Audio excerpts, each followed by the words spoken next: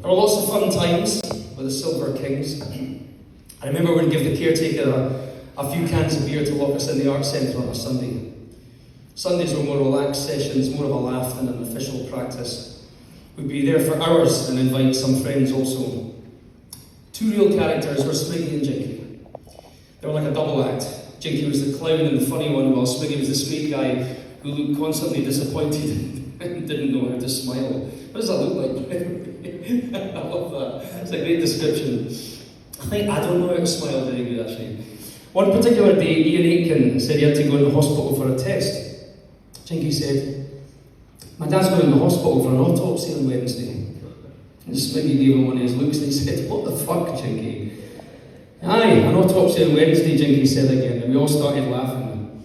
Jinky, who always wore the most gormless grin, looked confused.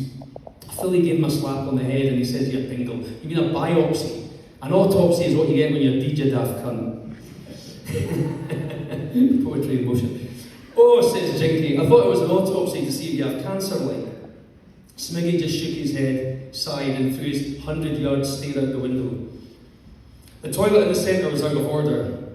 As we were locked in, we were pissed in bottles. And Jinky was walking all crouched over to Smiggy. Something about it looked weird that I just stopped playing, and Jinky had managed to get his penis jammed in the neck of the bottle. Smiggy was telling him to pull the bottle and then reached to grab it. No, Jinky said, turning away, "It might rip my willy off." "Well, then just smash the bottle, dingle face," Smiggy said. "The quicker and harder you smash the bottle, the better chance you've got of no cutting yourself." Jinky was going paler by the minute, shouting, "No way, didn't he do that?" And by now our band practice had just gone to pop. We were rolling around the floor, tears streaming down our faces, and with proper belly aches. This rigmarole had gone on for 20 minutes. When Smiggy shook his head and he said calmly, "Here, I've got an idea, let me help you." He led Jinky over to the wall. "Oh fuck," he cried, pointing back to us.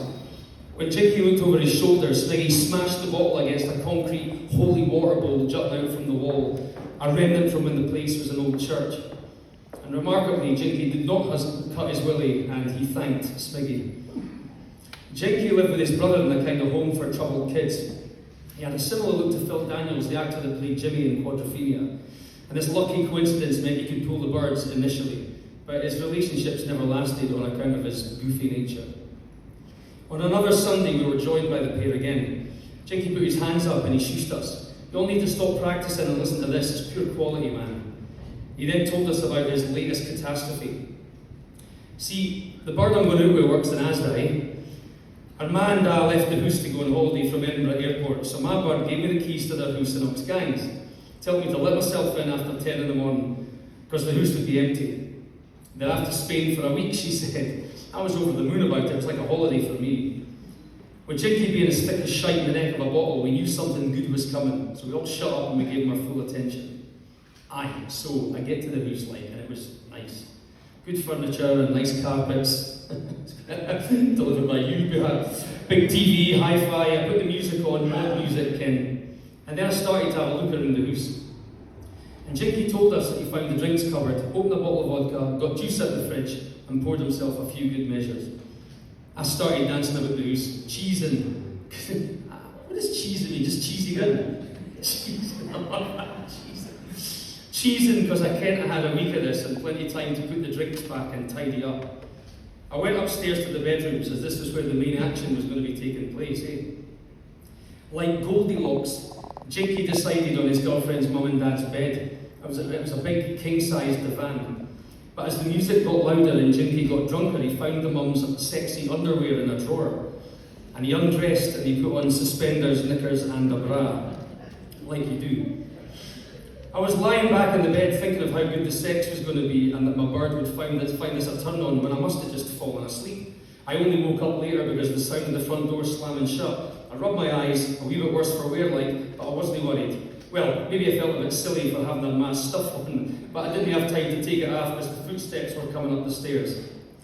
Smiggy shook his head as Jinky went on. I prepared myself for my bird's arrival like Ken. Cradled my arm behind my head. Bent my knee, tried to look sexy. Fuck me. The door opened, it was the girl's ma. She fucking screamed, and then the dad ran up the stairs to see what the fuck was happening. Fucking flight had been cancelled, I couldn't believe it. With the cancellation, the girl's poor mum and dad decided to go home and return the next day. None of us could stop laughing. The practice was over. It was one of the funniest things that we'd ever heard. Needless to say, Jinky was kicked out of the house and the girl was told never to see him again. "You're as bright as a blackout, Jinky," I said. "Fucking steamer," said Smiggy. "Definitely not the full shilling," Philly added. "I heat like a box of frogs," said Kelly. "I'm saying nothing," said Ian. "Me neither," Jim said. Jinky was very happy with the story and the undivided attention he'd received. "Aye," he said, "you can take the boy out of Niddrie, but you can't take Niddrie out of the boy." Robert Cavanah,